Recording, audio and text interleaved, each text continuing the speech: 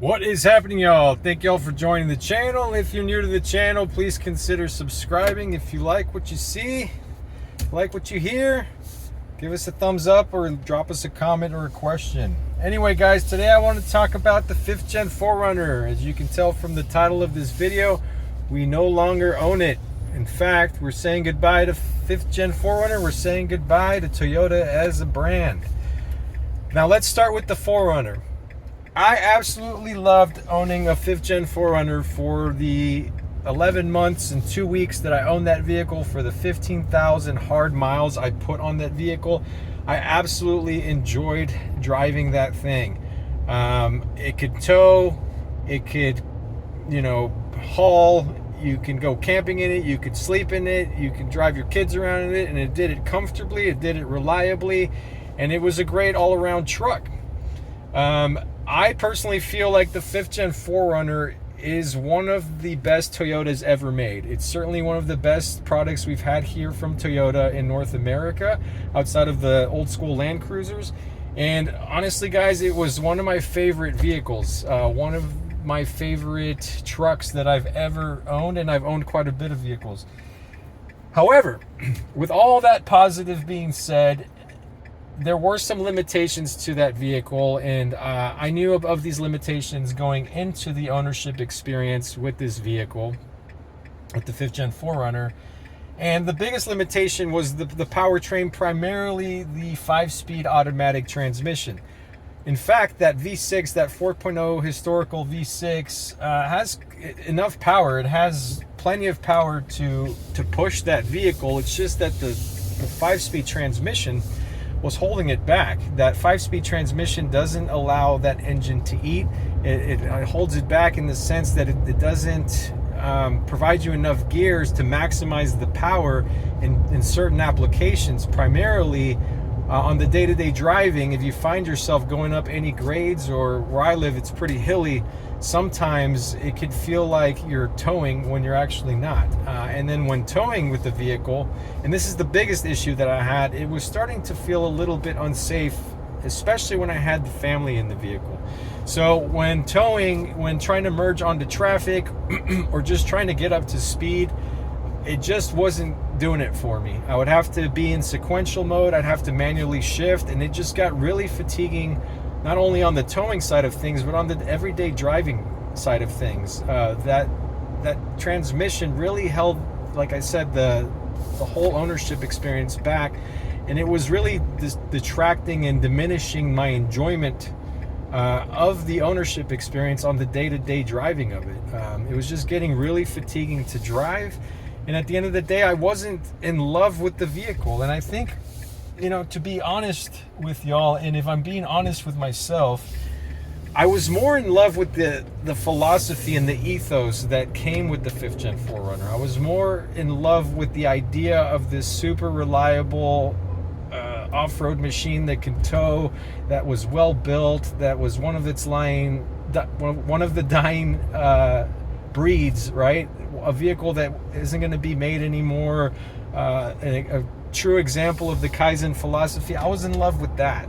And after living with the vehicle for a year, its shortcomings really started to accentuate themselves and really be more apparent on the day-to-day living and driving of the vehicle. And again, for my application, for the applications that I use the vehicle for, it just really became a question of it being underpowered, unsafe, and really, not the best vehicle for my intended uses. So having said all that, I started to kind of think about getting rid of the 5th Gen 4Runner, and I started to think about, well, what could replace it. I knew that the Tundra was completely out of the question. As you guys know, if you're new to the channel, you can go check my whole saga with the 3rd Gen Tundra, but I knew that wasn't going to be the case.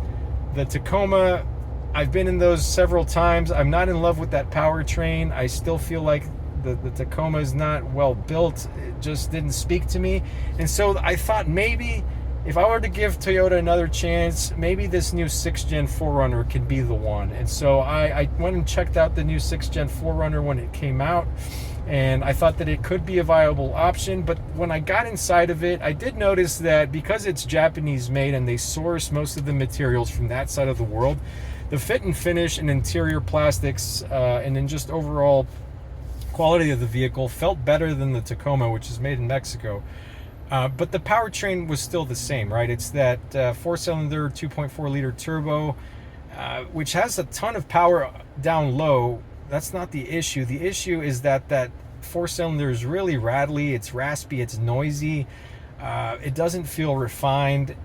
And once you get up to speed, once you're out of that lower RPMs, then you start to feel it be a 4-cylinder, and that's where the turbos don't really help it out. And it just felt not gutless, it felt soulless, it felt like it lacked character, and it just felt like I was in a large RAV4. It's what it felt like I was in. And I just couldn't abide that. I couldn't honestly settle for something like that. And it got me thinking about Toyota as a whole, as a brand. And so off the bat, I knew that Toyota wasn't going to be my next option, and I shopped around, and I was actually really surprised to find some really interesting and wonderful offerings from other manufacturers that are not Toyota. And it got me thinking about going against the grain and going against what conventional wisdom would say of, hey, go with Toyota because they're the reliability kings and they make a solid product and they stand behind their product. Yeah, in theory, all of that is great. But what conventional wisdom also tells us is that in the last 3 to 4 years, that hasn't been the case with Toyota. You could even expand that to further than those 3 or 4 years. And I just felt like I couldn't, in my soul and in my heart, I felt like the way Toyota's going, I couldn't do another Toyota. And I'll talk more about that here in a second. But so I did find an option that works for us, and I will do a separate video on that. But really the deciding factor for selling the 5th gen 4Runner, outside of the limitations that I already outlined, was the resale value. Now, historically, the 5th gen 4Runners hold their value extremely well. The residuals are amazing. But in this particular case, I was actually blown out of the water on how well this vehicle, the 5th gen 4Runner, retained its value. And I think what happened was something similar that happened with the Tundras. So when the 3rd gen Tundra came out and was having all of its issues, the 2nd gen Tundra values skyrocketed because they were being sought after left and right, because people wanted to go back to that reliable V8, that vehicle that embodied that old school Toyota. And I think the similar thing happened with the 5th gen 4Runners when the 6th gen came out. And so when I started looking at the market, at the used market, and seeing how much these old school Toyota 5th gen 4Runners were going for, it was a no-brainer for me. You know, I was able to sell my 5th gen 4Runner for more than what I paid for it. In fact, I ended up making money off of my 5th gen 4Runner, and I was able to get into something a little bit more economical and something that I just love to drive every day. Something that just, you know, and again, I'll do a separate video on that because I just want to rant and really tell you guys why I got out of the 5th gen 4Runner. But guys, the residuals are crazy, and I was able to recoup my money and make a little bit of money on the 5th gen 4Runner. And that was a no-brainer for me. It was just the best economical choice I could have made. And you know, buying a new car is an emotional experience first and foremost. There's no rationale behind purchasing a depreciating asset. We all know that. In this case, that, you know, was more of an investment. And then we'll see with the new vehicle how things shape out. But my second point that I want to make about why I'm leaving just Toyota as a brand in general, and I've already kind of alluded to it, was that its new products just don't speak to me. To me, outside of the quality control issues that they're having, and outside of the smaller displacement engines and just the fit and finish issues that they're having, philosophically, Toyota has a big problem. They are exploiting their consumers based off of that old school QDR, right? They're exploiting their customers because they're paying them, or excuse me, they are charging them a premium price for a product that doesn't resemble that legendary QDR. They're riding the coattails of that historic reliability, and because Toyota is such a giant marketing machine and has so much money, you know, brand loyalty is a real thing, and people are just buying, or at least in some cases buying, these new Toyotas